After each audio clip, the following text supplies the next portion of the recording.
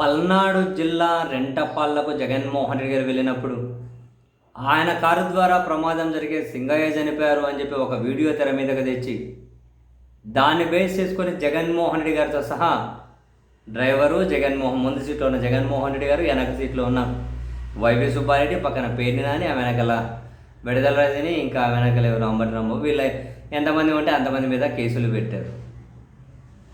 దాని మీద వెళ్ళి జగన్మోహన్ రెడ్డి గారి బుల్లెట్ ప్రూఫ్ వాహనాన్ని కనుక తీసుకెళ్ళిపోయారు. అయితే దీనికి సంబంధించి జగన్మోహన్ రెడ్డి గారితో పాటు మిగిలిన వైసీపీ నాయకులు హైకోర్టులో క్వాష్ పిటిషన్ వేస్తే యాక్చువల్గా లంచ్ మోషన్ మూవ్ చేశారు. మొన్న విచారణకు రావాల్సి ఉండే, ప్రభుత్వ న్యాయవాదులు టైం అడిగారు. నిన్న విచారణకు వచ్చింది. మళ్ళీ ప్రభుత్వ న్యాయవాదులు టైం అడిగారు. ఈరోజు విచారణకు వచ్చింది. ఈరోజు విచారణ ప్రారంభం అవ్వగానే మళ్ళీ ప్రభుత్వ న్యాయవాదులు టైం అడిగారు. దీని మీద వాదనలు వినిపించేకి మాకు టైం కావాలి అని. అయితే మొదటి విచారణకు రాగానే హైకోర్టు దీని మీద కీలక వ్యాఖ్యలు చేసింది. కారు ప్రమాదం జరిగితే కారులో ఉన్న ప్రయాణికుల మీద కేసులు పెడతారా?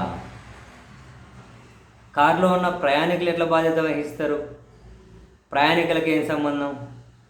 కుంభమేళాలో అన్ని జాగ్రత్తలు తీసుకొని కుంభమేళా నిర్వహించారు కదా, అయినా కూడా కుంభమేళాలో ప్రమాదం జరిగింది కదా, మరి దానికి ఎవరిని బాధ్యులు చేస్తారు అని చెప్పి హైకోర్టు కీలకమైనటువంటి వ్యాఖ్యలు చేసింది.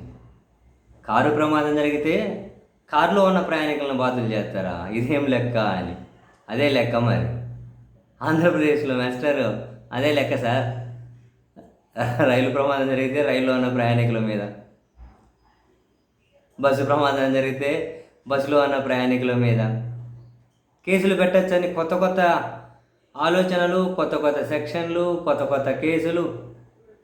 బేసిక్గా ఒక రకంగా ఈరోజు హైకోర్టు కూడా ఆశ్చర్యపోయినంత పని అయింది. హైకోర్టు కూడా ఇదేం లెక్క అని. సో తదుపరి మళ్ళీ ప్రభుత్వ న్యాయవాదులు మాకు టైం కావాలి అన్నారు మా వాదనలు వినిపించడానికి. బేసిక్గా మరి దేనికోసం వీళ్ళు ఏమో హడావిడి చేస్తూ ఉంటారు బయట పత్రికల, టీవీ ఛానల్లో. ఇప్పటికే చేయాల్సినంత బద్నాం అంతా చేసేసుకుంటూ పోతూ ఉన్నారు. ఆ న్యాయస్థానాల దగ్గరకు వచ్చి మాత్రం టైం కావాలి. ఈరోజు మళ్ళీ టైం కావాలి అంటే సరే అని చెప్పి తదుపరి విచారణ జూలై 1వ తేదీకి వాయిదా వేశారు. జూలై 1వ తేదీకి. అప్పటి వరకు